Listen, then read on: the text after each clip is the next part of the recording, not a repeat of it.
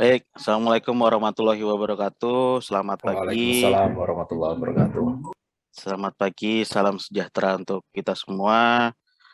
Om Swastiastu, Namo Buddhaya, salam kebajikan. Selamat datang Bapak Ibu di acara kita, yaitu di TPT ke-30 Kongres ke-11 sesi paralel yang kesekian ini. Selamat pagi Bu Stefani sebagai moderator. Selamat pagi, Pak. Recording Suara saya stopped. terdengar jelas? Iya, terdengar jelas Bu Stefani. Bu Ratna, selamat pagi Bu. Pagi, Pak. Sebagai presenter Recording in kita. progress. Dan Pak Gandu, selamat pagi Pak. Selamat pagi, Pak. Oke, suara sudah bisa ya Pak. Pak Gandu, dan ada Pak Andrew tadi. Selamat pagi Pak Andrew. Yap, selamat pagi Pak. Oke, baik, itu sebagai presenter kita. Saya ingatkan kembali, di sini peserta di room ini terdiri dari akademisi, praktisi, dan ada juga yang mahasiswa. Selanjutnya, sebelum kita mulai acara ini, saya akan membacakan CV dari moderator kita, yaitu Bu Stefani Saing. Jadi, beliau menempuh pendidikan S1-nya di ITB, Institut Teknologi Bandung. The course were finished in 7 semester with mining exploration as subject sub-major. The course cover mining engineering field, basic geological course, basic exploration, and complement course. Bachelor thesis entitled Mineralogy, Microthermometry Studies to Determine Mineralization Horizon for Cigaru Veins, Kertajaya and Pongkor Veins, Bogor, West Java, written in Bahasa Indonesia. Graduate with honor on February 2012, outstanding academic achievement recipient by Dean of Faculty Mining Petroleum Engineering. John Lee will have written book entitled Semua Bergerak untuk Sastra Indonesia for League Museum Charity and Dear Mama for Cervic Cancer Survivor, published by Nulis Buku in 2011. Actively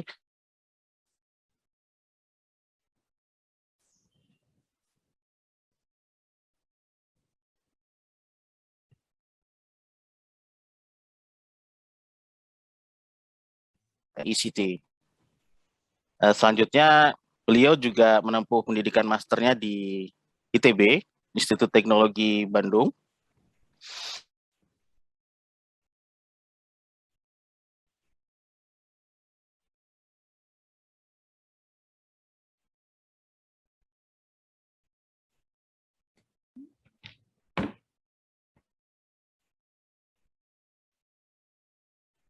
Pak Reza. Honor on February 2013 under Fast Track Program. Research guest, student in GFZ, Helmholtz, Potsdam, Germany, July 2012. Student training in geothermal exploration in Tiris, East Java with GFC, Helmholtz, Potsdam in Juni 2012. Dan beliau melanjut ke Akita University untuk mengambil program doktoral di sana, PhD. Dia graduate as young as PhD from Akita University. Dia 24 tahun sudah menyandang gelar doktor ya, PhD, yang mempunyai disertasi dengan judul Orgenesis of Southeastern Martabe Gold Silver High Sulfidation Epithermal Deposit North Sumatra Indonesian Purnama Barani Horaskor Badis, published in Resource Geology in Press 2016. I've presented in research in some conference in Japan and overseas for poster and oral presentation. Dan beliau sekarang juga bekerja di PT KSR Pramana Indonesia sebagai direktur company. KSR merupakan salah satu anak perusahaan dari Quantus Group yang bergerak di bidang social development dan research knowledge. KSR hadir untuk memberikan warna dan keunikan dalam industri tambang, dalam mendukung pengembangan masyarakat pendidikan untuk lingkar tambang, secara umum tingkat nasional untuk mengenalkan dan mendekatkan tambang yang bertanggung jawab dan berkelanjutan. Demikian mungkin CV singkat dari Bu moderator kita, Stephanie Saing, PhD. Untuk selanjutnya, tanpa basa-basi lagi, mari untuk mempersingkat waktu, saya persilakan Bu moderator kita, Stephanie Saing, untuk memimpin acara. Silakan, Bu. Terima kasih. Terima kasih Pak Reza. Suara saya semoga sudah terdengar untuk Bapak Ibu. Hari ini kita akan memasuki sesi paralel yang keempat, khususnya di Room B dengan tema ekonomi dan kebijakan pertambangan. Pada pagi hari ini kita akan memiliki 3 pembicara dengan topik yang kurang lebih di bidang yang kita sudah direkap oleh panitia, bagian dari ekonomi dan kebijakan pertambangan. Pertama kita akan punya pembicara dari Jogja, Ibu Ratna Mustika Dewi, mewakili Universitas Atmajaya Yogyakarta. Lalu kita punya Pak Gendu Widyasmoro dari PT Kaltim Primakol. Dan terakhir kita ada Pak Andrews Sotarduga Parhusip dari PT Freeport Indonesia. Sesi masing-masing pembicara pada hari ini akan diberikan 15 menit pemaparan dan dilanjutkan dengan sesi tanya jawab setelah ketiga pembicara menyampaikan presentasinya. Jadi untuk para peserta yang hari ini telah hadir bisa mengikuti terlebih dahulu sesi dan merekap apa saja yang ingin ditanyakan ke masing-masing pembicara supaya nanti di sesi tanya jawab bisa langsung ditanyakan kepada masing-masing topik yang diharapkan. Oke, kita masuk pertama Ibu Ratna Mustika Dewi, apakah sudah siap? Untuk panitia mohon dibantu persiapannya. Sembari kita menunggu persiapan, sedikit saya bacakan CV dari Ibu Ratna. Jadi Ibu Ratna saat ini bekerja sebagai lecturer di Universitas Atmajaya Jogja, mengajar subjek matematika. Betul ya Ibu ya? Benar Ibu. Oke, dengan research interest yang dilakukan sampai hari ini juga adalah di Operation Research, Economic, dan Finance. Beliau adalah lulusan Universitas Gadjah Mada di bidang matematika tahun 2016 dan melanjutkan master di tahun 2020. Baik, untuk waktu dan persilakan kita punya 15 menit Ibu Ratna. The stage is yours. Oke, terima kasih banyak Ibu Stephanie dan selamat pagi Bapak Ibu semuanya yang ada di room hari ini untuk menghadiri konferensi hari ini. Nah, sebelumnya saya izin untuk share screen terlebih dahulu Bapak Ibu.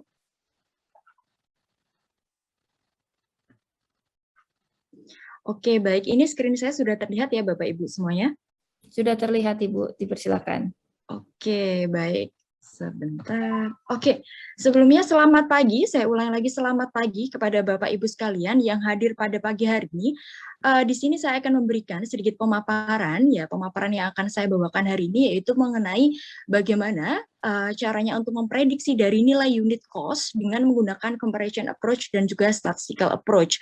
Nah, kemudian bagaimana cara metodenya, kemudian datanya bagaimana, kemudian comparison approach itu seperti apa dan statistical approach-nya yang akan kami gunakan, kemudian modelnya seperti apa, nanti akan saya bahas pada slide berikutnya.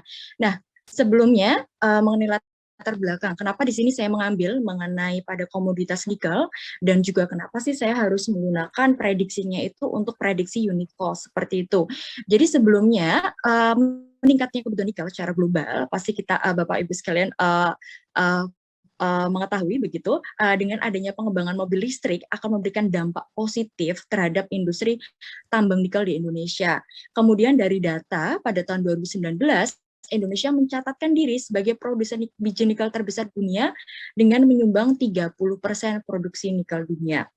Nah, kemudian di sini saya menggunakan unit cost. Nah, kenapa saya di sini lebih concern untuk memprediksi nilai unit cost itu sendiri. Jadi unit cost itu dapat digunakan sebagai parameter untuk menentukan tingkat efisiensi dari suatu kegiatan penambangan. Seperti itu Bapak Ibu.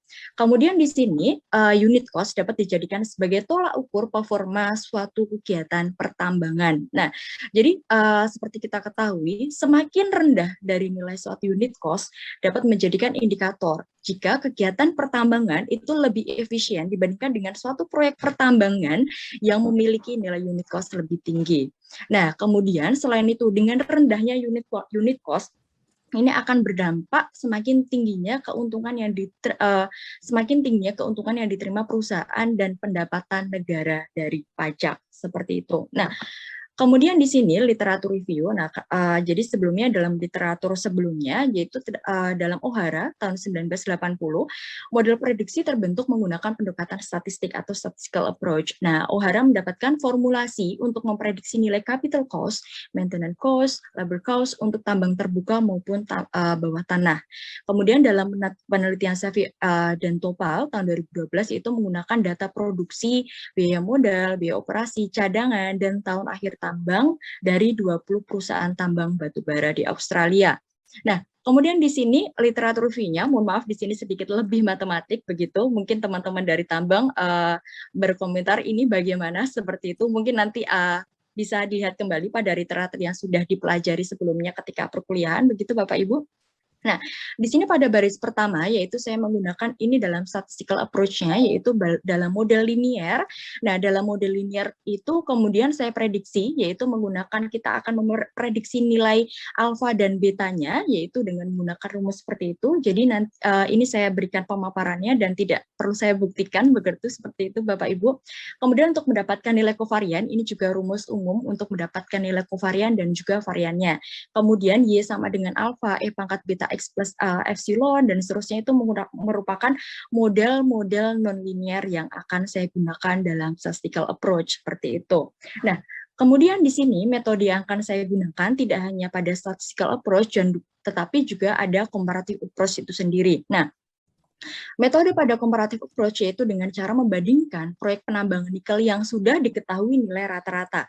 Jadi dari kita tahu kalau misalkan terdapat central tendency atau pemusatan data, kemudian ada mean, median, modus, dan juga kriterianya, dan di sini kita akan menggunakan nilai rata-ratanya atau kita mengatakan sebagai central tendensinya. Dan di sini central tendency seperti kita tahu mean, median, modusnya juga digunakan sesuai dengan kriteria yang ada dalam data seperti itu. Kemudian dalam pendekatan statistikal sendiri, saya akan menggunakan dua model, yaitu yang pertama model linear dan juga model non-linear. Nah, model non-linear yang akan saya gunakan yaitu model logaritmik, power, eksponensial, dan polinomial. Seperti itu. Nah, kemudian dari result dan discussion-nya, nah sebelumnya data yang akan saya gunakan, yaitu yang pertama mengenai biaya, bahan bakar, dan pelumas. Nah, ketika dalam tambang itu, kemudian biaya bahan dan biaya dan lain-lain, kemudian biaya pegawai, jasa, pajak, iuran dan retribusi, depresiasi, dan amortisasi. Nah, kemudian selanjutnya di sini, yang pertama yaitu tentang result dengan menggunakan comparative approach. Dalam metode comparative approach ada dua metode lagi, yaitu yang pertama metode rata-rata dan varian, dan juga metode rasio, seperti itu. Kemudian untuk metode rata-rata dan varian, nah di sini nilai mu direpresentasikan sebagai nilai median. Kenapa kami menggunakan nilai median? Yaitu karena kriteria datanya itu lebih memungkinkan untuk central tendency-nya atau nilai pemusatan datanya, yaitu menggunakan nilai median. Kemudian di sini untuk tingkat volatilitasnya, yaitu kita menggunakan standar deviasi. Kemudian selanjutnya di sini pada tabel merupakan nilai yang dihasilkan dari data-data. Jadi mediannya atau nilai mu-nya itu sendiri nilainya itu sekitar 14,10. Kemudian dengan standar deviasi 4,13 dengan menggunakan rumus metode rata-rata dan varian kita bisa mendapatkan kalau misalkan batas bawah. Jadi kita menggunakan tingkat volatilitas dari standar deviasi untuk menentukan dari nilai batas bawah dan juga nilai dari batas atas itu sendiri. Nah, itu merupakan metode rata-rata dan varian. Selanjutnya untuk metode rasio itu sendiri bagaimana? Nah, jadi di sini metode rasio yaitu metode dengan membandingkan, yaitu perbandingan bagaimana total gaji yang dikeluarkan untuk dalam kegiatan pertambangan itu sendiri dengan dibandingkan dengan total cost atau seluruh biaya yang dikeluarkan untuk mendapatkan seluruh produksi dalam biji besi. Kemudian juga dengan rasio gaji dan juga produksi tonnage-nya. Kemudian total cost-nya kita rasiokan atau kita bandingkan dengan produksinya itu sendiri. Nah, kemudian di sini ini merupakan hasilnya, yaitu kami ambil dari dua perusahaan, kita komparasikan dari perusahaan A dan perusahaan B. Nah, datanya seperti ini, Bapak Ibu sekalian. Nah, di sini pada tahun 2011 ini perusahaan A belum berproduksi seperti itu. Kemudian tahun 2015 ternyata gaji per TC-nya yaitu sekitar 0,8. Jadi 28% dari total cost yang dikeluarkan dari suatu perusahaan itu diperuntukkan untuk gaji karyawan. Kemudian di sini pada perusahaan B ternyata di situ sebanyak hanya 20% yang digunakan untuk pembiayaan gaji karyawan, seperti itu. Nah, kemudian untuk nilai yang lainnya juga sama, Bapak Ibu. Kemudian di sini untuk TC per UT-nya, jadi di sini kita bisa melihat kalau pada tahun 2015 untuk perusahaan A, yaitu sekitar 21,17 total cost itu digunakan dalam 1 ton. Jadi 21,17 dolar dikeluarkan dalam memproduksi 1 ton nikel, seperti itu. Nah, kemudian selanjutnya kita akan masuk pada pendekatan statistikal itu sendiri. Nah, dalam pendekatan statistikal, pasti kita akan menggunakan variabel, yaitu variabel dependent, variabel independent, atau kita bisa katakan sebagai variabel terikatnya, variabel dependentnya, yaitu Y, itu merupakan unit cost-nya itu sendiri, atau nilai yang akan kita prediksi. Kemudian variabel bebasnya adalah X, itu dikatakan sebagai produksi biji besinya. Kemudian di sini nilai unit cost yang Y-nya atau variabel dependent-nya yang didapat merupakan hasil akumulasi komponen biaya yang sudah ditetapkan. Jadi data yang sebelumnya tadi, sedangkan produksi didapat dari data lapangan atau data primer. Kemudian di sini perlu diperhatikan bahwa nilai unit cost telah disesuaikan terhadap laju inflasi. Nah, jadi di sini kita akan membekkan dia menjadi nilai real value pada tahun 2019. Seperti itu Bapak Ibu. Jadi kalau misalkan kita mendapatkan data pada tahun 2015 kita akan menggunakan tingkat inflasi yang ada, kemudian kita generate-kan untuk mendapatkan data kira-kira pada tahun 2019 itu seperti apa.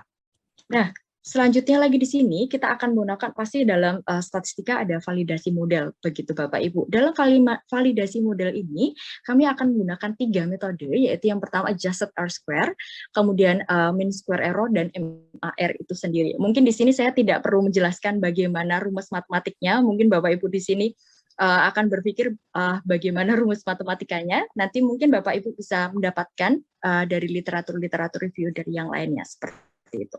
Nah, kemudian di sini dari model yang tadi yaitu pendekatan secara linier, dari statistiknya ada pendekatan linier, dan untuk non-linearnya yaitu logaritmik, power, eksponensial, dan polinomial di sini. Nah, kemudian kita menggunakan fitting model. Di sini saya menggunakan aplikasi MATLAB dan juga aplikasi RStudio seperti itu. Nah, saya akan menggunakan pendekatan secara numerik, begitu Bapak Ibu. Kalau menggunakan secara analitik, mungkin pembuktiannya agak lama. Jadi di sini saya menggunakan aplikasi tools yang sudah ada di MATLAB dan juga RStudio untuk mendapatkan fitting model dari data-data yang ada. Dan di sini terlihat kalau misalkan pada model linear Y sama dengan 23,61,7,4 dikalikan X. Kita tahu tadi di awal jika dikatakan kalau Y variabel terikatnya kita katakan sebagai nilai unit cost-nya, sedangkan X dikatakan sebagai total produksinya, seperti itu. Jadi di sini kita mengetahui jadi kalau misalkan semakin meningkat, nah, jadi semakin pada saya bacakan di sini untuk model linearnya, semakin meningkat 1 ton produksi biji nikel, nah di situ akan mempengaruhi nilai unit cost pengurangannya sebanyak 7,4. Jadi dalam suatu kegiatan penambangan di sini, jadi ketika ada penambahan biji ton nikelnya sebanyak 1 ton, itu akan mempengaruhi biaya unit cost-nya sebanyak $7,4 dan sebagainya. Saya mungkin tidak perlu menjelaskan mengenai bagaimana menerjemahkannya untuk model-model yang lainnya. Nah, mungkin kita akan langsung mengecek mengenai bagaimana validasi modelnya itu sendiri, Bapak Ibu. Nah, untuk validasi modelnya di sini seperti terlihat untuk produksi, jadi kami mengambil beberapa sampel dari perusahaan seperti itu. Mungkin di sini sampel yang kami dapatkan terlalu sedikit. Kenapa kami mengambil sampel sedikit? Yang pertama, kami mungkin agak kesulitan untuk mendapatkan data, dan ini mungkin untuk further research selanjutnya seperti itu. Kemudian yang kedua, terkadang ketika kita menggunakan dalam data statistik, datanya itu terlampau banyak, itu malah akan memberikan banyak data-data yang pencilan, jadi malah menjadikan model itu tidak karuan seperti itu. Jadi kita terkadang dalam statistika kita boleh-boleh saja dalam menyeleksi data kayak seperti itu. Nah, namun di sini merupakan data-data. Jadi kita mengecek di sini pada yang sudah saya lingkarin pada yang berwarna merah. Di sini pada adjusted R-square, seperti kita tahu jika adjusted R-square itu mendekati 1, berarti itu terlihat jika dalam data tersebut mendekati nilai dari sebenarnya seperti actual value-nya. Jadi di sini MSE-nya, kalau MSE itu semakin kecil nilainya, maka tingkat error-nya, mean square error-nya, berarti itu dikatakan sebagai model itu semakin memiliki tingkat error yang lebih rendah, dan selanjutnya untuk MAR-nya itu sendiri. Nah, di sini terlihat untuk model polinomial yaitu memiliki nilai adjusted R-square lebih besar dibandingkan dengan model-model yang lainnya. Kemudian untuk MSE-nya lebih rendah, namun di sini untuk nilai eksponensial ternyata nilai yang lebih rendah itu adalah MAR. Namun tidak masalah, di sini kami dalam statistika kita mengatakan kalau misalkan model terbaik menurut kami itu adalah pada model polinomial karena didukung pada nilai adjusted R-square dan nilai MSE-nya. Meskipun nilai pada MAR-nya itu lebih rendah pada model eksponensial seperti itu. Nah, kemudian di sini ini merupakan modelnya pada eksponensial, model polinomial, mohon maaf. Nah, di sini terlihat jadi modelnya data dari 2 perusahaan. Nah, di sini mewakili untuk jumlah produksi yang sangat rendah, ternyata dia akan memiliki nilai unit cost yang lebih tinggi. Nah, seperti hipotesa di awal tadi, jadi ketika jumlah produksinya itu makin banyak, berarti kita bisa mengatakan kalau nilai unit cost dalam suatu perusahaan itu akan lebih rendah. Nah, di sini berarti modelnya adalah polinomial seperti ini. Nah, demikian dari hasil saya. Kemudian untuk further research, nah seperti teman-teman tahu, pasti di sini ada tingkat laju inflasi, kemudian tingkat ketidakpastian. Nah, dengan adanya tingkat laju inflasi, unsur ketidakpastian, pasti ini ada. Jadi ini bukan nilai sebenarnya, Bapak Ibu sekalian. Jadi ini merupakan nilai prediksi pada nilai unit cost pada komoditas nikel seperti itu. Nah, kemudian pada riset selanjutnya kami akan mencoba. Jadi nilai ketidakpastian dalam memprediksi itu pasti ada, atau dalam persamaan matematika tadi saya katakan sebagai epsilonnya atau tingkat errornya. Nah, kemudian pada riset selanjutnya saya akan mencoba menggunakan unsur ketidakpastian, yaitu bisa menggunakan beberapa metode. Seperti Bapak Ibu tahu, kita bisa menggunakan Monte Carlo simulation atau decision tree analysis. Namun di sini juga saya belum memfikskan, nanti kita akan lihat bagaimana dari kriteria data itu. Nah, mungkin dari sini saja yang bisa saya paparkan, Ibu Stefani. Terima kasih banyak untuk Bapak Ibu sekalian yang sudah mendengarkan saya, pemaparan saya dari orang matematika, dan berikut referensi yang saya gunakan. Mungkin saran dari Bapak Ibu akan bermanfaat untuk riset saya selanjutnya. Terima kasih Ibu Stefani dan selamat pagi. Baik, terima kasih Bu Ratna untuk penjelasan yang telah diberikan kepada kita dari paper yang berjudul Metode Statistik Prediksi Nilai Unit Cost Penambangan Biji Nikel. Oke, kita lanjut kedua dulu. Untuk sesi yang kedua, kita punya di sini ada paper dengan judul Pemasangan Grizzly Screen untuk mengurangi kontaminasi batubara pada overland conveyor yang akan dibawakan oleh Pak Gendu Wijasmoro dari PT Kaltim Primakol. Sebelumnya, Pak Gendu sudah masuk? Sudah, Bu. Baik, sebelumnya saya akan membacakan kurikulum vitae dari beliau. Pak Gendu saat ini bekerja sebagai Mechanical Project Service and Plant Engineer di PT Kaltim Primakol sejak April 2012 hingga saat ini. Lalu beliau juga merupakan lulusan dari teknik Mechanical atau Mechanical Engineering dari ITS, memiliki sertifikasi untuk pump specialist dari Asosiasi Overseas Technical Scholarship atau AOTS, sertifikasi untuk Master of Project Management, Front Mining Supervisory atau POP dari Kementerian SDM, dan juga Professional Engineer untuk IPM dari PII. Baik, dipersilakan Pak Gendu, kurang lebih waktu 15 menit untuk menyampaikan pemaparan. The stage is yours. Baik, terima kasih Bapak-Bapak, Ibu-Ibu yang menghadiri acara TPT Berapi hari ini. Ya, saya akan mengajukan, mempresentasikan tentang, ini sebenarnya trial saya, percobaan dulu ketika saya melakukan proyek di PT Kaltim Primakol. Judulnya adalah pemasangan screen untuk mengurangi kontaminasi batubara di overland conveyor. Jadi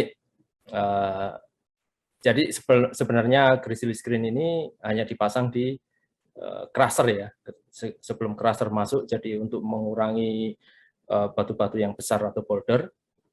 Dan yang kedua, latar belakang kenapa dipasang grizzly screen ini di tail end conveyor adalah karena seringkali kontaminan ini menjadi komplain dari customer PT Kaltim Primakol, terutama untuk power plant ya. Jadi sebelumnya saya paparkan makalah ini karena belum ada referensi untuk pemasangan grizzly screen di stream batubara overland conveyor. Jadi sama sekali tidak ada referensi. Jadi ini saya lakukan trial di KPC. Jadi ini tempat bekerja sekaligus tempat belajar saya. Jadi ini saya paparkan. Jadi ini adalah area KPC di crushing plant ya Bu ya, crushing plant. Ini ditumpuk di sini dulu semuanya, di crushing di area sini. Dan grizzly screen akan dipasang di tail end-nya overland conveyor. Kalau dilihat lebih luas seperti ini. Nah, area sini ini untuk dialirkan ke kapal, di loading ke kapal. Jadi batu ini kenapa dipasang di perusahaan KPC? Karena kalau ada kontaminan batu akan mendapatkan denda dari PLTU dan dendanya cukup besar. Jadi ini salah satu untuk melakukan penghematan, salah satu cara penghematan di area overland conveyor. Jadi ini komplainnya, dari gambar komplain dari PLTU. Jadi ini sebesar ini batu-batunya, karena ini sangat merugikan untuk plant PLTU ya, mengalami shutdown nanti PLTU-nya jika ada batu yang masuk. Nah, karena tidak ada referensi, tapi sebagai engineer ya harus mengambil base ya Bu ya, harus tetap mengambil base, nggak boleh trial, tapi dasarnya trial seperti apa. Nah, ini saya ambil dari perhitungannya dari Larry Olsen and Bob Kranz, jadi technical paper juga, tapi ini berbeda karena kondisinya ini adalah dengan vibrasi ya, grizzly screen-nya dengan vibrasi, dan bentuk screen-nya berbeda juga seperti jaring. Nah, ini kalau seperti jaring sudah pernah dicoba berkali-kali, itu mengalami block shoot. Nah, ini saya mendesain baru dan saya coba dengan base perhitungan, ini ada di paper perhitungannya seperti tadi ya, perhitungannya seperti ini dimasukkan di Excel dan hasilnya base-nya itu untuk pertama kali trial dengan kapasitas 2.600 TPH. Tapi konvernya pada dasarnya 4.000 TPH. Dan dari sini base-nya saya akan narikkan secara gradual sampai sesuai dengan nameplate konvernya yaitu 4.000 TPH. Nah, ini desainnya yang seperti saya pasang, ini konveyornya. Nah, ini desain awalnya, saya trial ini, Bu. Nah, ini sebagai project engineer ya, jadi prosesnya seperti ini, dipasang, di trial, dan ini dicoba di workshop. Tapi hasilnya adalah block shoot. Jadi desain ini sangat mempengaruhi, sangat berpengaruh di proses pemasangan grizzly screen ini. Jadi pemasangan trial pertama saya gagal ini, ada block shoot-nya. Karena ya bentuk desain, selain perhitungannya sudah oke, tapi karena desainnya salah, jadi mengalami block shoot. Nah, untuk kedua kalinya saya coba pemasangan grizzly screen yang kedua lebih sederhana. Saya pasang di sini, ini gambarnya ya, ini di dalam. Nah, seperti ini, dan ada akses untuk mengambil untuk mengambil kontaminan yang ada. Nah, jadi faktor-faktor pertimbangannya tadi seperti tadi, referensi yang digunakan adalah vibrasi ya, vibrasi. Nah, di sini nggak ada vibrasi. Terus bentuk screen-nya dengan bujur sangkar seperti ini, bukan seperti jaring ya bentuknya maksud saya tadi. Terus akses pengambilan kontaminan seperti tadi itu harus dilakukan karena jika tidak ada ya percuma saja ini ada kontaminan tapi nggak bisa diambil, nggak bisa dibersihkan. Nah, desainnya harus mempertimbangkan maintenance-nya ya, maintenance, buka, tutup, ganti, pasang seperti itu. Dan kekuatan grizzly screen, nah ini karena ini sangat penting sekali karena jika grizzly screen-nya ini gagal dan tidak kuat akan merusak konveyor malah, jadi merugikan kerugian yang besar. Ini saya diwanti-wanti sama atasan. Jadi ini resikonya block shoot yang seperti tadi. Ini sudah terjadi, tapi ya masih bisa diperbaiki. Tapi untuk screen berpatah dan menusuk belt ini yang parah dan tidak boleh. Adalah kontrolnya adalah perhitungan rangka atau bar screen. Nah, seperti ini, Bu. Ini free body diagramnya jika terjadi block shoot. Nah, ini harus kuat. Dan ini terbukti tadi sudah block shoot ya, dan kuat. Nah, untuk optimasi aperture, kenapa saya mengambil aperture bukaan antara barnya tadi itu 15 cm, karena pertama ngambil dari contoh customer tadi ya, 15 cm, dan kedua jika terjadi block shoot itu seperti ini. Jadi batu bara di KPC itu 5 cm ya Bu ya, 5 cm, paling besar 5 cm dari kerasernya. Dan ini batunya seperti ini, 10 cm, jadi dengan saringan 15 cm ini, 10 cm ini bisa dibersihkan dari batu baranya Bu. Seperti itu. Nah, ini percobaannya, trialnya, ketika trial saya amati seperti ini. Dan ini hasil kontaminan yang didapat dari screen ya, diambil. Nah, setelah dipasang dari 2012 sampai 2020 grafik kontaminan batu ini ya khususnya ini menurun sampai di 50%, kurang dari 50%. Ini saya ambil dari QC-nya KPC ya, dan marketingnya KPC. Itu grizzly screen ini bisa diterapkan di OLC, sampai sekarang terpasang. Jadi ini bukan lagi teori ya, sudah saya bisa katakan ini bisa diterapkan di tambang-tambang yang lainnya jika mengalami kontaminasi sejenis ini di konveyor. Nah, jadi kesimpulannya grizzly screen ini bisa dipasang dan mengurangi komplain customer ya. Dan ini menghemat biaya dari denda tadi itu sangat besar sekali di KPC.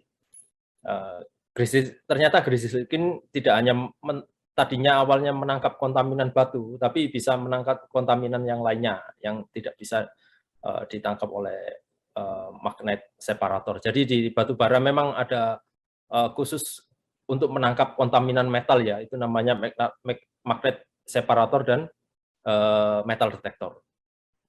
Itu. Jadi terus yang kedua, setelah dipasang selama 5 tahun ke belakang, jadi grizzly screen ini bisa diperpanjang umurnya dengan melakukan hardening, laku panas pada barnya grizzly screen tersebut. Jadi ini share pengalaman saya dari saya untuk praktisi tambang jika untuk terutama supply chain ya, di area supply chain ini bisa diterapkan di batubara, di konveyor. Ya, terima kasih Mbak Stefani, itu tadi dari saya. Baik, terima kasih Pak Gendy untuk penjelasan dan pemberi informasi dari pengalaman yang sudah dilakukan. Mohon tetap stay, kita akan lanjut mungkin ke pembicara yang ketiga. Pembicara ketiga dengan judul Interlevel Asset Management System at Grasberg Block Cave Mine at PT Freeport Indonesia. Pak Andrew Sotarduga Parhusit, apakah sudah hadir? Yap, Oke. hadir Bu. Suara saya jelas ya Bu? Suaranya jelas Pak. Baik, silakan untuk bersiap sembari Pak Andrew mempersiapkan materi. Saya akan bacakan sedikit kurikulum vitae beliau. Jadi Pak Andrew saat ini bekerja di PT Freeport Indonesia sebagai Senior Construction Engineer sejak tahun 2015.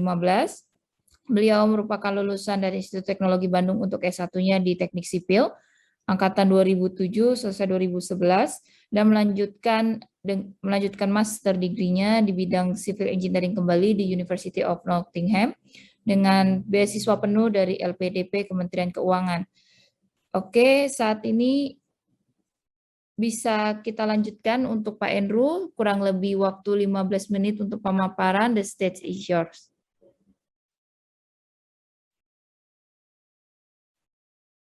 Halo. Oke.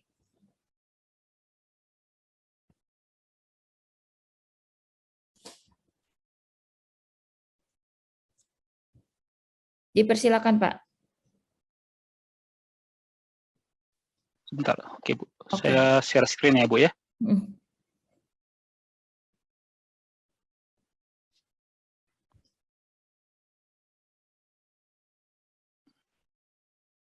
Oke, screen saya sudah kelihatan ya Bu? Terlihat, Pak. Bisa di full Oke. screen. Oke, dipersilakan. Oke, selamat pagi rekan-rekan perhapi sekalian. Salam dari Indonesia Timur. Nama saya Andrew Parhusit. Saya bekerja di PT Freeport Indonesia sebagai construction engineer. Peran saya dan tim saya, kami bekerja di pemeliharaan aset dan juga konstruksi aset di tambang, terutama tambang Grasberg Block Cave, sebuah tambang baru yang kemungkinan yang kedepannya akan menjadi backbone dari PT Freeport Indonesia. Jadi saya akan menampilkan paper atau kajian mendalam tentang bagaimana cara kami menghandle dan memelihara salah satu infrastruktur pertambangan di bawah tanah PT Freeport Indonesia, terutama di tambang Grasberg Block Cave. Jadi interlevel itu merupakan bagian dari integrasi sistem penyaluran material handling di tambang Grasberg Block Cave. Jadi interlevel itu menghubungkan area produksi di level extraction di sini. Kalau kursor saya kelihatan ya, kursor saya kelihatan ya Bu ya. Kelihatan Pak. Oke, jadi dari level extraction turun ke level haulage. Di sini tengah-tengah ada level service. Nah, interlevel itu adalah bagian dari sistem penyaluran atau ORPAS di level extraction ke level service level dan dari service level menuju ke haulage system. Jadi tambang GBC ini sedang menuju puncaknya dengan tonase total peaknya akan mencapai 130.000 ton per hari. Sekarang kita lagi ada di rate 90.000 sampai 100.000 ton per hari. Nah, jadi integrasi sistem interlevel ini merupakan salah satu bagian penting dalam mencapai peak production tadi. Nah, jadi secara total GBC itu akan mempunyai 109 sistem interlevel yang tadi saya bilang disebutkan di sini. Ini merupakan satu sistem interlevel Untuk ORPAS sendiri 57 sampai 84 derajat dari main desainnya. Sedangkan untuk CUPAS itu 90 derajat menghubungkan ke CUT. Jadi kalau misalnya di sistem underground itu ini draw point yang kita punya sekitar 20 sampai 30 draw point di satu panel, semuanya itu akan disalurkan melalui sistem Grizzly di sini atau di sini menuju ke howlets atau howling. Jadi kalau saya jelaskan di slide berikutnya, ini merupakan level howling kita secara garis besar. Jadi 109 tadi itu menyebar di level howling seperti ini. Nah, awal desainnya itu kita mempunyai rule of thumb dengan RQD di bawah 50, kita akan melakukan lining atau perkuatan dengan sistem steel lining, perkuatan steel. Di bawah RQD-nya, dengan RQD batuan di atas 50, kita melakukan dengan shotcrete atau konkret buat perkuatan liningnya. Itu di awal.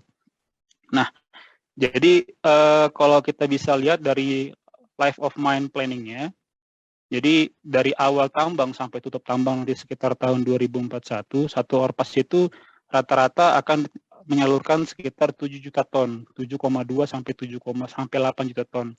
Jadi ada yang dapat 10 juta ton lebih, ada yang cuma 2 juta ton. Oke. Nah, jadi kalau misalnya ini adalah mine planningnya. Jadi ini mine planning yang kita punya di level howling. Jadi yang kuning-kuning ini adalah rencana penambangan kita sampai tutup tambang buat ORPAS-nya. Ini level howling itu level kereta. Jadi di sini kita punya kereta, sistem howlingnya menggunakan kereta automatic system tanpa awak, yang dia akan menerima ore itu dari level extraction ke level howling dengan menggunakan lokomotif. Seperti ini. Sampai tutup tambang. Jadi kita bisa lihat dari sini secara 3D bahwa kita akan memiliki lebih dari 100 sistem howling. Nah, jadi sistem interlevel itu apa yang kita maksud dengan sistem interlevel itu? Sistem interlevel itu kita melakukan asset management di mana kita melakukan continuous improvement dalam aset infrastruktur yang kami punya. Dalam hal ini saya mengambil contoh interlevel. Jadi pertama itu step-stepnya adalah kita mengedefine atau mengartikan apa saja komponen dari sistem interlevel kita di tambang bawah tanah GBC. Kemudian kita mengukur atau measure effectiveness dari proses yang sudah berjalan. Proses yang berjalan itu apakah sudah baik atau tidak, dan kita melihat semua kemungkinan atau faktor-faktor risiko yang bisa menghambat semua sistem produksi atau mengurangi atau loss production terjadi. Kemudian kita melakukan analisa. Analisa itu berdasarkan monitoring evaluasi dari resiko-resiko yang terjadi dan dari kegagalan-kegagalan yang sudah kita identify selama periode waktu berjalan. Setelah kita analisa, kita melakukan improvement. Improvement dalam hal ini dari kekurangan-kekurangan yang ada dan dari monitoring yang kita punya, kita melakukan improvement buat meningkatkan produksi. Ujung-ujungnya akan meningkatkan produksi yang aman dan memiliki kuantitas yang lebih dan sesuai dengan target. Setelah kita melakukan improvement, kita melakukan kontrol. Kontrol dalam hal ini kita lakukan kontrol apakah improvement kita berjalan dengan baik ke depannya. Jadi ini adalah konsep aset manajemen yang kita terapkan di PT Freeport Indonesia di tambang Blue Cave. Nah, buat metode eskavasi yang kita lakukan di sini itu si sistem ORPAS atau sistem interlevel kita menggunakan Respor 70, 72. Jadi kita melakukan piloting dulu, kemudian kita reaming. Ini kita sambil contoh buat di sistem dari extraction menuju ke sistem service level. Dan di atasnya kita taruh Grizzly ya. Kalau tadi Pak Gendu bilang Grizzly buat batu bara, yang ini Grizzly buat penyaluran ore dengan dimensi bukaan 80 x 80 paling kecilnya. Dan di atasnya itu nanti kita akan taruh rock breaker. Nah, jadi secara garis besar saya akan coba gambarkan sistem penyaluran material handling kita dari sistem dari level extraction sampai ke hauling atau ke level haulage. Di sini kita sekarang berada di extraction. Loader akan melakukan dumping ke Grizzly. Dari Grizzly akan menyalurkan ke dalam sistem ORPAS kita atau sistem interlevel kita. Ketika ada batuan yang lebih dari 80 cm, akan dilakukan rock breaking system dengan fixed rock breaker. Ini deposit kita di Grasberg Block Cave. Luasnya itu 1 kilo kali 1 kilo. Ini mungkin teman-teman sudah pada tahu ya, rekan-rekan sekalian sudah tahu. sistem block caving kita, melakukan peledakan di awal, kemudian kita membentuk infrastruktur extraction, kemudian kita melakukan undercutting. Dari undercutting kita melakukan ambrukan secara gravitasi atau sistem block caving. Setelah kita melakukan ambrukan dari level undercut, kita akan menyalurkan ke grizzly. Kurang lebih seperti yang tadi di animasi sebelumnya. Jadi kita punya gambaran yang sama kurang lebih bagaimana proses penambangan yang kita lakukan di area produksi. Ini kita masih bicara di level extraction. Nah, loader akan bawa ke grizzly. Nah, jadi oke, di sini saya pause dulu. Jadi yang merupakan sistem interlevel itu di sini ya. Ini yang kita jaga asetnya supaya reliability-nya itu atau keandalan kita dalam mencapai produksi yang peak tadi bisa tercapai. Nah, kemudian dari kereta akan membawa dia ke unloading station atau ke crusher. Ini cut yang kita punya. Cut ini masing-masing tadi kita disama dengan sistem interlevel jumlahnya lebih dari 100. Akan lebih dari 100. Sekarang kita punya aktif sekitar 30 sampai 40 sistem. Kedepannya akan 100. Nah, ini level hauling tadi. Dia akan bawa ke crusher. Kemudian dari crusher akan dibawa ke conveyor system dan dibawa ke stockpile. Dari stockpile ke konsentrat dikapalkan. Ya, ini dia unloading station. Semuanya dilakukan dengan otomatis. Jadi sistem interlevel tadi merupakan integrasi sistem dari sistem penyaluran ini. Salah satu dari sekian banyak. Oke. Next, kemudian kita, oke. Jadi kita melakukan simulasi juga dengan sistem interlevel ini, potensi apa yang paling memungkinkan buat menimbulkan loss production di sistem interlevel kita. Jadi kita lakukan simulasi dengan discrete element method bahwa potensi yang paling besar itu adalah abrasi di sistem interlevel kita, di orpas kita. Hal-hal yang mempengaruhi itu adalah kemudian dengan tipe, bisa dibilang yang paling pengaruh itu kecepatan dari luncuran batu. Oke. Jadi kita lakukan monitoring dalam hal ini kita melakukan apa tolak ukur. Terus ya. Masih kelihatan screen saya, Bu? Masih terlihat, Pak. Oke, Ini sekarang terlihat kita lakukan monitoring dalam hal ini monitoring aset kita mengukur seberapa jumlah ton yang sudah lewat ke dalam orpas tersebut dan kita lakukan rankingan atau monitoring di setiap level itu apa kerusakan-kerusakan yang terjadi berdasarkan jumlah tonase yang sudah lewat. Ini contoh salah satu tabel atau heat map yang kita buat di setiap sistem interlevel kita. Kemudian kita lakukan juga sistem monitoring kita dengan sistem visual, kita masukin drone. Ini contoh socket lining ya, sebelumnya kita lakukan perkuatan lining kita dengan socket, kita masukin robot ke bawah, kemudian kita tembak socket dengan konsep seperti ini. Setelah kita lakukan perkuatan dengan sistem socket tadi, kita lakukan monitoring dengan memasukkan drone ke dalam orpas tadi. Jadi ini adalah salah satu metode yang kita punya buat memonitor operasi atau keberlangsungan orpas kita. Jadi kita masukkan drone ke dalam orpas kita. Jadi kalau misalnya bisa dilihat di sini, ini kondisi visual kita bisa dilihat bahwa ada gerusan yang terjadi di dinding orpas kita. Nanti di slide berikutnya saya akan jelaskan bahwa gerusan ini mengakibatkan loss production di tambang Grasberg Block Cave karena awalnya dimensinya 4 meter menjadi lebih besar dan di tambang bawah tanah ini resiko seperti ini sangat pengaruh karena kita memiliki space atau ruang bebas yang terbatas. Nah, ini kita sudah masuk di level service dan dia akan naik lagi kembali sampai ke level extraction. atau ke level grizzly tadi. Jadi tadi kita masuk dari cut, kemudian dia akan naik terus sampai ke level grizzly atau extraction. Nah, kita bisa lihat itu ya, ada gerusan di sebelah satu sisi. Nah, itu awalnya kita lakukan perkuatan dengan sistem shotcrete, tapi ternyata sistem shotcrete juga setelah ratusan ribu ton tergerus. Oke. Saya akan lanjut. Nah, ini adalah salah satu potensi resiko yang terjadi di tambang bawah tanah GBC di sistem interlevel kita. Jadi bisa dilihat di sini, cutnya itu nggak keluar dari mulut cut, tapi dia keluar dari sini, jebol, karena gerusan yang terjadi.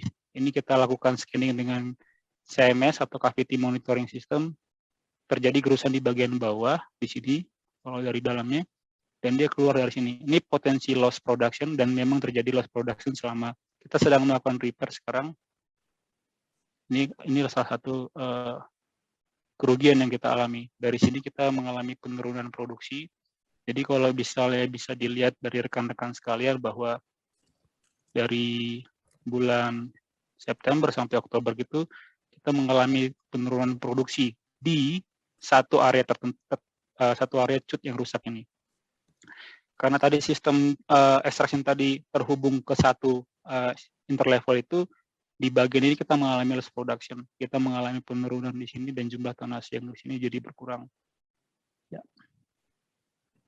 Jadi oleh karena itu kami melakukan juga perkuatan-perkuatan yang lain dengan metode konkret yang lebih kuat lagi dibandingkan metode shotcrete. Ini merupakan salah satu sistem konstruksi lain yang kami punya. Selain shotcrete, kami melakukan concrete lining. Kami melakukan dari ore pass, kemudian ke cut pass. Di surface level kami bangun dengan sudut luncuran seperti ini. Dan kami menggunakan sistem yang lebih removable buat di surface level. Jadi ketika kami harus melakukan repair, kami bisa melakukannya itu dengan fleksibel seperti ini. Oke, ini kurang lebih gambarannya.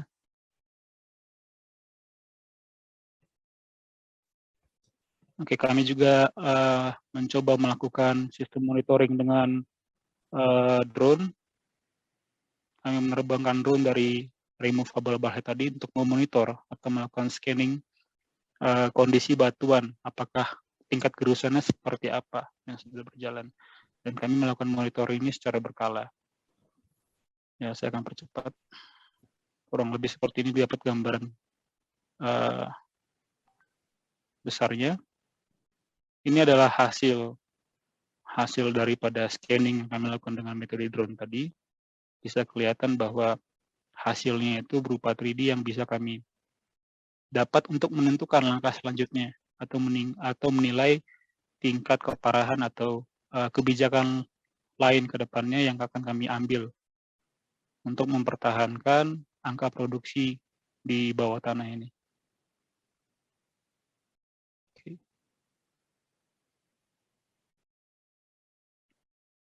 Oke, ini salah satu contoh lagi setelah kami bongkar kembali sistem interlevel tadi, terlihatnya harusnya awalnya tetap diameter 4 meter, tapi dia sudah melebar sampai seperti ini. Yang hijau ini adalah kondisi aktual, yang putih ini merupakan kondisi awal atau original.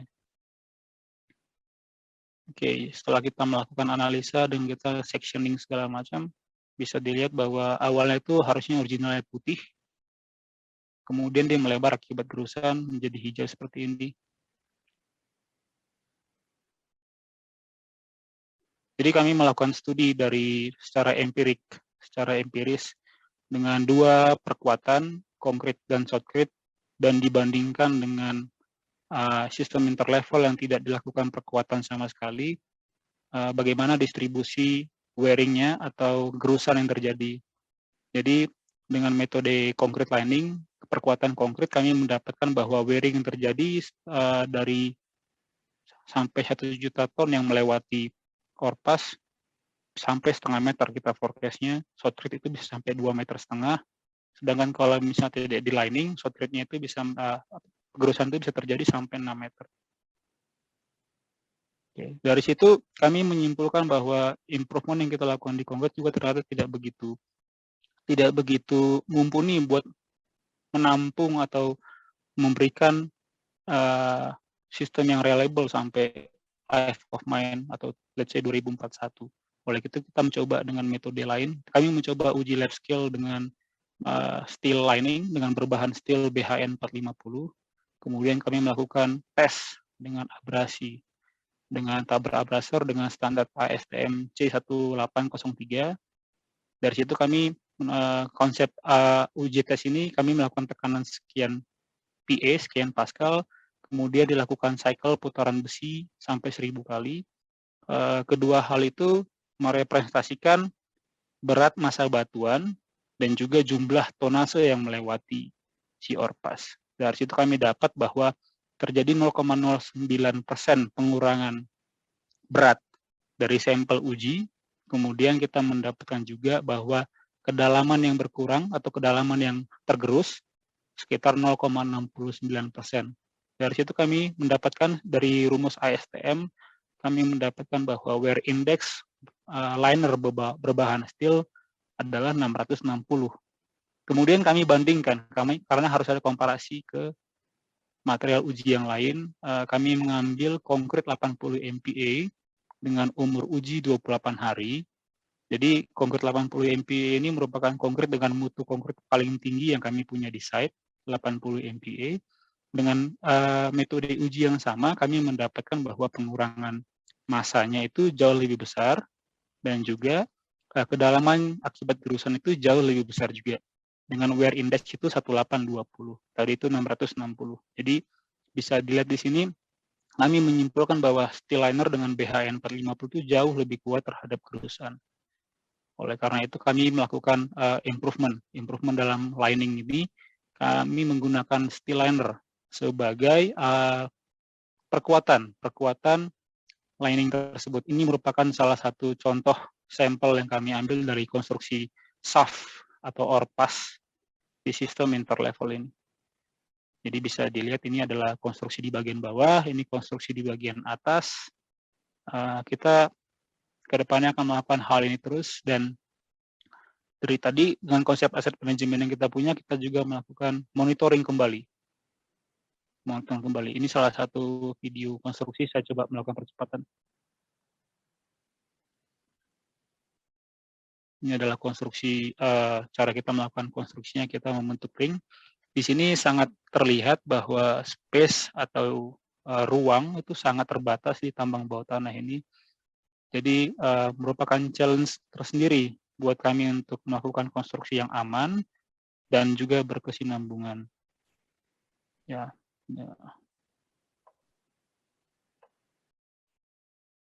Jadi kita bisa lihat di sini liner atau cincin itu diturunkan.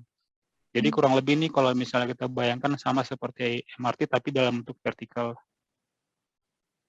Oke, saya akan beberapa slide terakhir. Kemudian kita melakukan monitoring buat kondisi aset kita. Kita melakukan monitoring apakah kondisi gerusannya masih oke atau enggak buat menampung atau berjalannya produksi ke depannya. Kemudian ini kita melakukan monitoring dengan robot. Robot itu memiliki magnetic wheel, jadi dia melakukan scanning di dalam orpas yang diselubungi dengan steel liner tadi. Jadi dia melakukan sectioning dan juga dia melakukan monitoring.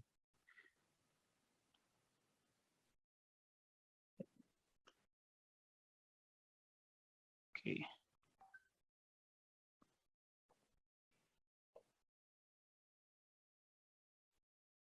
Hasil yang didapatkan itu seperti ini. Jadi kita mendapatkan bahwa steel lining itu dari hasil monitoring improvement yang kami lakukan, bahwa steel lining itu memang mumpuni untuk mendapatkan atau memperkuat si sistem interlevel tersebut.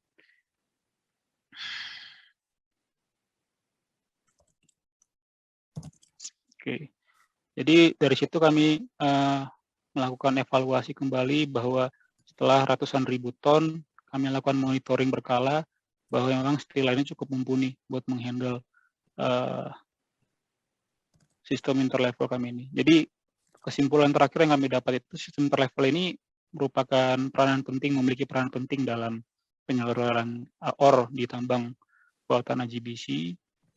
Dan kita juga memiliki kesimpulan bahwa steel landing itu memiliki wear index yang terendah. Jadi artinya kita memiliki resistensi abrasi yang terbaik. Kemudian dari hal ini kita simpulkan bahwa untuk operasi tambang yang berkesinambungan kita perlu melakukan aset manajemen, dalam hal ini kayak monitoring, evaluasi, dan kemudian improvement yang berkelanjutan untuk mendapatkan produksi yang aman dan berkesinambungan. Oke, itu mungkin presentasi saya.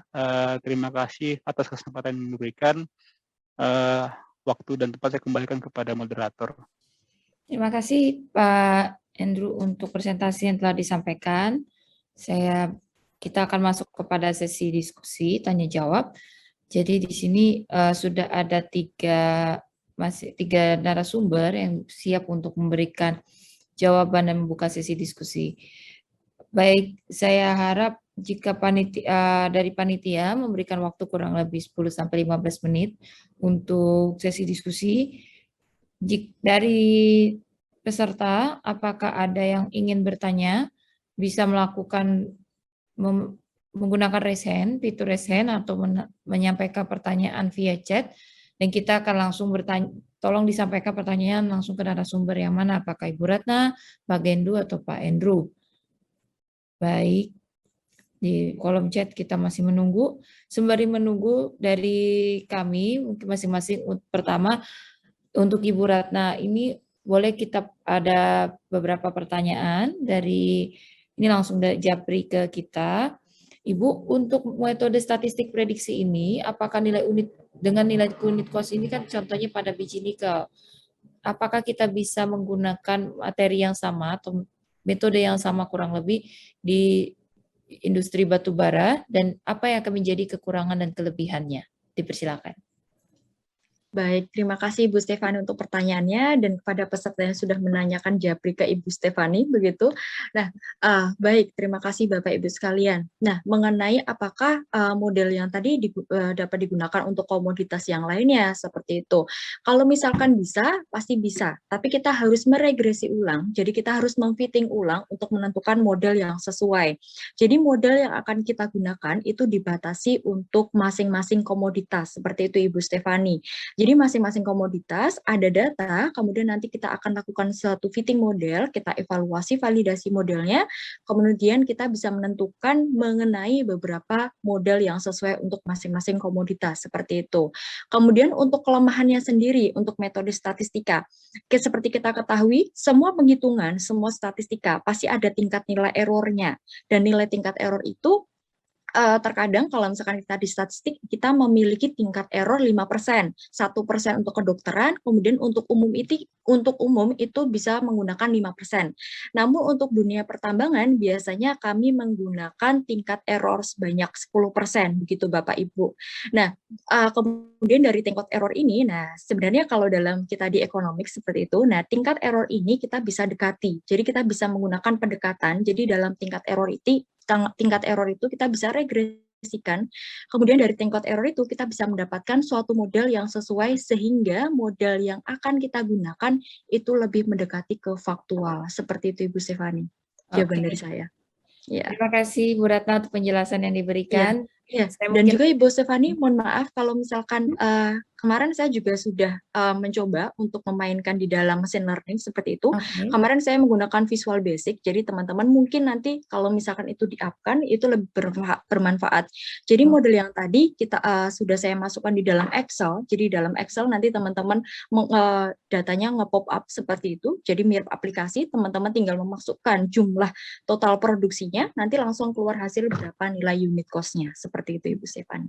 Terima kasih. Baik. Terima kasih Bu Ratna. Mungkin melanjutkan pertanyaan yang tadi pertama, ini dari Pak Marwin Benung. Pertanyaan ke Ibu Ratna mengenai unit cost menggunakan model polinomial dengan kesimpulan bahwa semakin besar produksi, maka nilai unit cost-nya akan semakin kecil. Lalu bagaimana dengan nilai produksi yang diatur oleh pemerintah yang mana tidak memperhitungkan nilai unit cost masing-masing pemegang IUP atau IUPK? Bagaimana Ibu kira-kira ini untuk mensiasatinya? Oke, baik, terima kasih. Tadi pertanyaan dari Bapak Martun Rinaldi Benu, terima kasih atas pertanyaannya untuk Bapak, begitu. Nah, nilai model unit cost ini saya khususkan untuk komunitas Kikal. Kemarin saya juga sempat meregresikan untuk beberapa komunitas yang lain, itu berbeda seperti itu, Bapak. Nah, untuk komunitas nikel itu sendiri yang paling sesuai yaitu menggunakan polinomial. Ya, kita menggunakan hipotesa di awal. Hipotesa di awal mengatakan, jadi ketika jumlah nilai produksinya semakin besar ketika kita dalam memproduksi pasir di tambang, ketika produksinya makin besar itu akan menyebabkan nilai unit cost semakin kecil, begitu ya Bapak Ibu sekalian. Nah, jadi dari hipotesa tersebut kemudian kita membuktikan, oh ternyata dari kriteria data yang ada di Indonesia sekarang, nah jadi dari 2 data perusahaan, ya tentunya masih ada kelemahan dari data saya, begitu. Mungkin Bapak-bapak di sini dari beberapa perusahaan bisa memberikan sumbangsih, begitu, jadi bisa mendapatkan suatu formula yang lebih sesuai untuk pertambangan komunitas nikel di Indonesia. Nah, jadi dari data itu kemudian merepresentasikan dari modelnya dari data yang tinggi. Nah, itu terbentuk suatu polinomial jadi landai seperti itu. Tapi tidak mungkin itu mendekati 0, seperti itu Bapak Ibu. Jadi hanya mendekati, kalau kita dalam matematika namanya limit pendekatan, tapi tidak sampai 0, seperti itu Bapak Ibu. Nah, kemudian di sini bagaimana dengan nilai produksi yang diatur oleh pemerintah, yang mana tidak memperhitungkan nilai unit cost masing-masing pemegang IUP atau IUPK, bagaimana menyiasatinya. Oke, terima kasih Bapak Martwin. Mungkin ini pertanyaannya bukan ranah saya untuk menjawab, seperti itu Bapak Ibu sekalian. Jadi di sini saya menganalisis bagaimana unit cost itu bisa diperlukan. Siapa tahu nanti dari analisis saya nanti akan lebih bermanfaat siapa untuk pemerintah ataupun untuk perusahaan itu sendiri untuk mengevaluasi dari kegiatan penambangannya. Terima kasih Bapak Martwin pertanyaannya dan saya kembalikan ke Ibu Stefani. Terima kasih Bu Ratna untuk penjelasannya. Ini saya lihat Pak Andrew, apakah ingin bertanya karena sudah menggunakan fitur resen? Iya Bu, saya mau bertanya Langsung ke Ibu Ratna. Oke, silakan ini dari Pak Andrew. Oke. Ya Bu, menarik presentasinya Bu. Saya mau tanya, dari sampel yang Ibu ambil kan itu buat perusahaan nikel aja ya. Tadi pertanyaan saya mungkin kurang lebih sama dengan pertanyaan pertama, buat komoditas lain apakah konsepnya sama? Terus kalau misalnya konsepnya sama, kelas sampel yang Ibu ambil itu buat perusahaan dengan kompleksitas seperti apa ya Bu? Maksudnya kan ada beberapa perusahaan itu contohnya ekstrim ya, ada hal-hal tertentu yang nggak bisa dibuat dikuantifikasi, kayak misalnya mogok kerja, kondisi alam, terus apalagi yang bisa mengakibatkan cost overrun. Contohnya lagi kayak bencana alam atau misalnya izin, ya terutama kayak izin dari masyarakat sekitar gitu. Atau kompleksitas lah, seperti misalnya jumlah produksi hariannya seperti itu Bu. Oke, Ibu Stefani ini langsung saya jawab atau bagaimana Ibu? Persilakan Ibu untuk tingkat kompleksitas data yang diolah. Oke, terima kasih pertanyaannya Bapak Andrew. Seperti saya tidak menyangka di sini teman-teman dari pertambangan untuk excited sekali dengan apa pemaparan saya, dengan apa yang sudah saya sempat kerjakan. Terima kasih untuk beberapa pertanyaannya seperti itu. Nah, terima kasih Bapak Andrew pertanyaannya. Nah, jadi untuk bagaimana cara mengolahnya itu hampir sama. Jadi untuk beberapa komunitas yang lain hampir sama. Namun model yang akan kita gunakan tentu berbeda karena datanya berbeda. Nah, kemudian Bapak Andrew, kita kalau sebenarnya di apply matematik kita pernah belajar mengenai data mining, begitu Bapak Andrew. Jadi dari data yang ada, data raw data mentah yang sudah kita dapatkan, kita tidak serta-merta harus mengolah, begitu Bapak Andrew. Jadi kita anggap, jadi asumsi di awal kalau misalkan perusahaan itu beroperasi sepanjang tahun, seperti itu Bapak Andrew. Jadi keadaan tersebut ditunjukkan untuk perusahaan yang berproduksi sepanjang tahun, kemudian tidak ada masalah mengenai lingkungan, gempa bumi, dan kecelakaan-kecelakaan yang lain yang menyebabkan perusahaan itu berhenti berproduksi, seperti itu Bapak Ibu.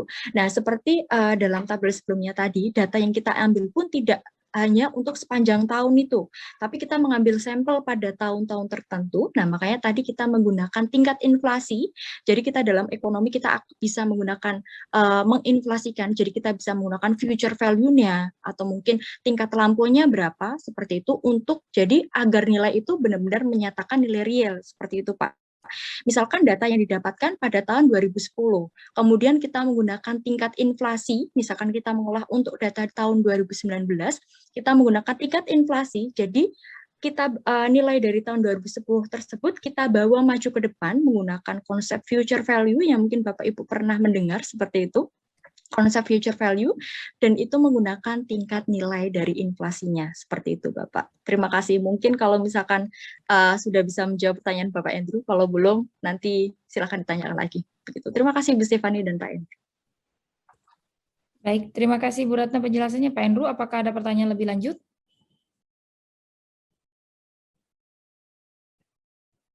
Oke.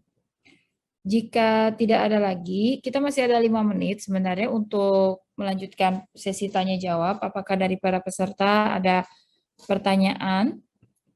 Baik bisa di kolom chat ataupun bisa direct chat juga ke saya seperti tadi, dan menggunakan atau juga bisa menggunakan fitur raise hand. Sembari menunggu, mungkin ini sedikit pertanyaan juga kepada Pak Gendu terkait dengan pemasangan di OLC, Pak. Untuk pemasangan Grizzly Screen sendiri, Pak, kalau kita melihat dari sisi efisiensi, kira-kira ini bagaimana Pak melihatnya dari hasil pengamatan ataupun hasil pengalaman dari tim KPC, Pak? Apakah peningkatan efisiensinya cukup signifikan dan bisa direkomendasikan untuk digunakan di tempat-tempat lain yang juga menggunakan belt conveyor? Silakan, Pak. Baik, jadi sebenarnya Grizzly Screen seperti diutarakan sama Pak Andrew tadi ya, di KPC juga ada, itu di crusher namanya Bu. Tapi itu untuk boulder yang besar-besar. Untuk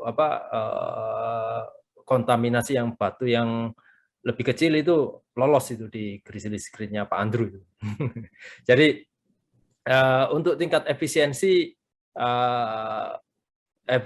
tingkat optimumnya di batu bara yang paling besar ya di crusher itu 50 mili atau 5 cm itu sangat tinggi sekali Bu efisiensinya. Jadi tapi ya tetap saja pasti ada aja batu yang kecil yang lebih yang lolos. Jadi tingkat efisiensinya di sini saya hitung sampai 70% saja. Terutama untuk tambang mineral yang butirannya lebih kecil, itu bisa diterapkan Grizzly Screen seperti ini. Dan saat ini sedang dikembangkan juga, jadi sistemnya itu Grizzly Screen-nya berlapis, Bu. Jadi di OLC sama di ujungnya kalau sedang loading di kapal. Itu ada lagi sedang saya trial juga. Tapi memang tidak bisa 100% efisiensinya. Pasti ada aja yang lolos, tapi itu mengurangi biaya denda yang diberikan oleh customer kita. Itu Bu. Oke, terima kasih Pak Gendu untuk penjelasannya. Mungkin saya lanjutkan dulu. Ini sudah ada raise dari peserta. Pak Made sudah melakukan raise hand. Apakah sudah bisa masuk Pak Made? Sudah Bu. Terima kasih Pak. Bu Stefani. Selamat pagi semua. Saya senang sekali mendengarkan anak-anak muda yang luar biasa nih presentasinya dan materinya ya. Mungkin sedikit ada pertanyaan untuk Pak Andrew nih ya. Jadi ini memang konstruksi, sebenarnya konstruksi untuk bangunan permanen ya. Karena ini kan umurnya sampai 2041 ya Pak ya. Nah, jadi yang menghubungkan antara level ekstraksi dan level pengangkutan. Dari awal saya sudah menduga kenapa nggak pakai steel lining gitu loh ya. Karena saya biasa waktu saya ikut di pembangkit listrik tenaga air, itu pada saat air diterjunkan ya melalui penstock ya, itu kan tekanan besar dan airnya juga memberikan tekanan yang sangat besar. Itu selalu digunakan concrete lining. Tidak ada yang lebih bagus dari tidak ada yang lebih bagus dari steel lining. Ya, nah tapi mungkin Pak Andrew ingin mencoba dari shotcrete, kemudian beton, apalagi dipakai beton mutu sampai 800 kg per cm persegi, itu mutu tinggi, masih kalah dengan steel lining. Ya, jadi memang betul sekali ya apa yang disimpulkan dari hasil percobaan bahwa steel lining ini memang yang terbaik ya untuk menahan gerusan. Dan satu pertanyaan saya Pak Andrew, apakah konstruksi ini pernah nggak dicoba untuk melihat kemungkinan terjadinya rock burst. Artinya tegangan horizontal yang besar sekali, yang bahkan bisa memecahkan batuan. Apakah sudah ada studi di sana? Karena kalau saya lihat di level-level ekstraksi, banyak sekali galeri-galeri yang mengalami tegangan horizontal yang besar sekali, ya, dari vertikal, kemudian ini horizontal, sehingga dinding galerinya pecah.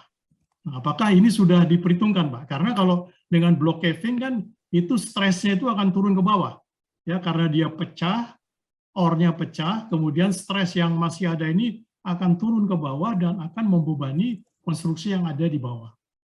Itu saja, Pak Andrew. Terima kasih, presentasinya bagus sekali, Pak. Terima kasih Pak Made. Persilakan Pak Andrew untuk memberikan tanggapan dan jawaban. Ya, terima kasih Pak Made. Kebetulan saya cukup senang Pak Made nanya. Pak Made ini profesor di ITB ya Pak ya. Ya Pak Made. Jadi kenapa kita tidak melakukan steel lining dari awal? Jadi tambang GBC ini sendiri sudah melakukan visibilitas studinya Pak dari tahun 2000 mungkin tahun 2015-2014 ya Pak. Jadi dari sistem mine planningnya itu kita menyimpulkan bahwa dengan kondisi batuan atau geological inspection yang didapatkan, tidak semua area di tambang GBC itu memiliki kondisi batuan yang sama. Ada kondisi batuan yang sangat bagus strukturnya, yang kuat. Ada juga kondisi batuan yang bisa dibilang lebih jelek. Jadi di presentasi di awal tadi saya sebutkan bahwa dari mine planning kita, bahwa dengan sistem batuan yang lebih bagus, kita cukup menggunakan shotcrete atau konkrit. Dengan sistem batuan yang lebih jelek, kita cukup menggunakan steel lining. Kemudian setelah kita juga ngambil sampel dari, karena tambang GBC ini merupakan tambang baru Pak, yang baru beroperasi. Sebelumnya kita sudah memiliki tambang IOZ, DOZ, sama DMMLZ. Sebelumnya tidak ada perkuatan lining Pak di dalam ore pass-nya. Cukup dengan batuan original saja, cukup mumpuni. Jadi ada historical data yang kita punya dan cukup mumpuni buat melayani masa umur tambang sampai akhir produksi. Tetapi agak berbeda dengan tambang GBC karena kondisi geologikalnya juga dan juga rate production yang kita punya. Kemudian tadi benar Pak, kalau misalnya dibilang kita monitoring hal tertentu di stres batuan atau rock burst. Agak sedikit berbeda juga Pak dengan kondisi batuan kita di Deep MLZ. Deep MLZ itu sendiri memiliki tingkat in situ batuan itu yang jauh lebih tinggi. Dengan jauh lebih tinggi itu, dia tingkat probabilitas buat mencapai rock burst-nya itu frekuensinya lebih tinggi Pak, dibandingkan tambang GBC yang lebih soft. Dengan kondisi soft ini, dia malah potensi cave yang terjadi itu lebih kecil kemungkinan dibandingkan Deep MLZ. Jadi permasalahan di Deep MLZ ini malah lebih ke arah soft zone-nya Pak. Jadi kalau misalnya kondisi rock burst-nya itu dari hasil studinya lebih minimum probabilitas yang terjadi. Permasalahan yang lebih besar terjadi kemungkinannya adalah korosi. Karena di tambang GBC ini yang mungkin tidak saya masukkan ke dalam presentasi ini adalah kita memiliki map korosi, terutama di area kita itu ada heavy sulfide. Heavy sulfide ini tingkat konsentrat sulfatnya itu tinggi, dengan kondisi batuan kita yang cenderung asid, dia bercampur menghasilkan air asam yang tinggi. Ketika kita ketemukan dengan steel, potensi korosinya sangat tinggi. Jadi sebenarnya steel liner ini kami juga sudah memperhitungkan tingkat korosinya untuk tingkat rate produksi sampai umur tambang. Memang hal-hal yang harus kami monitor selain dari bentuk atau deformasitas linernya tersebut, kami juga harus mempertimbangkan korosi. Jadi memang monitoring kami lakukan itu harus rutin dan berkala Pak. Dan mungkin ke depannya kita nggak tahu, continuous improvement ini akan mengikuti dari potensi resiko yang terjadi ke depannya. Jadi saya juga nggak bisa bilang steel lining ini bakalan terbaik buat mengukur buat tambang GBC ini ke depannya. Karena tingkat keparahannya, karena GBC sendiri tadi depositnya 1 kilo kali 1 kilo dan agak distribusinya menyebar Pak, nggak semua area itu sama kondisinya. Jadi itu resiko-resiko yang terjadi itu berbeda Pak. Baik. Baik, terima kasih. Sudah cukup jelas, Pak Andrew. Ya, Bu Stefani.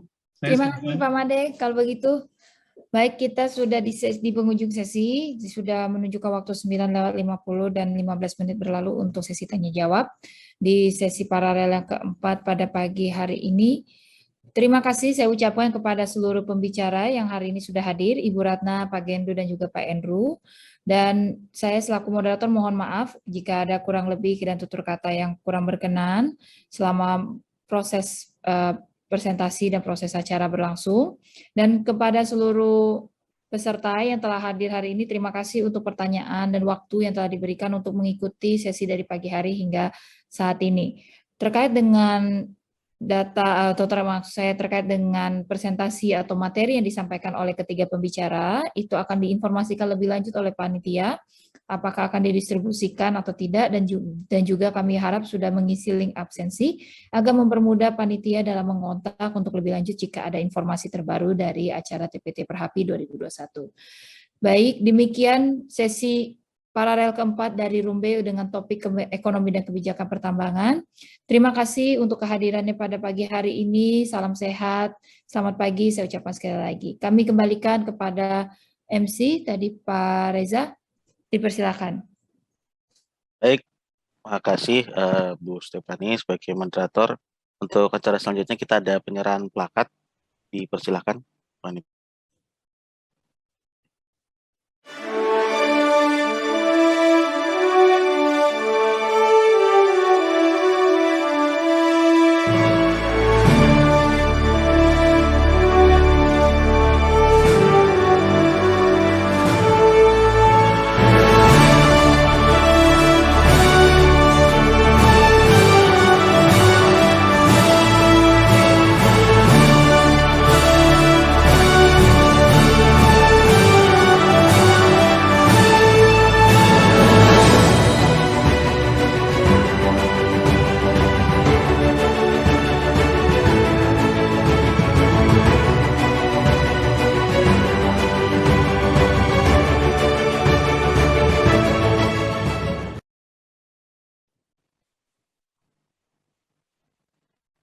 Baik, seru sekali Bapak Ibu, luar biasa animo presentasi dan diskusi yang kita lakukan di TPT 30 Kongres ke-11 sesi paralel keempat ini, walau secara hybrid, daring dan luring.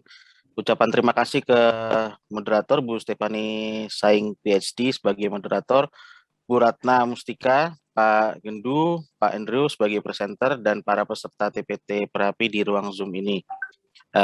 Akhir kata saya tutup sesi paralel keempat ini dengan mengucapkan alhamdulillahirrabbilalamin. Wassalamualaikum warahmatullahi wabarakatuh. Terima kasih Bapak Ibu. Waalaikumsalam warahmatullahi wabarakatuh. Terima kasih. Terima kasih banyak Bapak Ibu.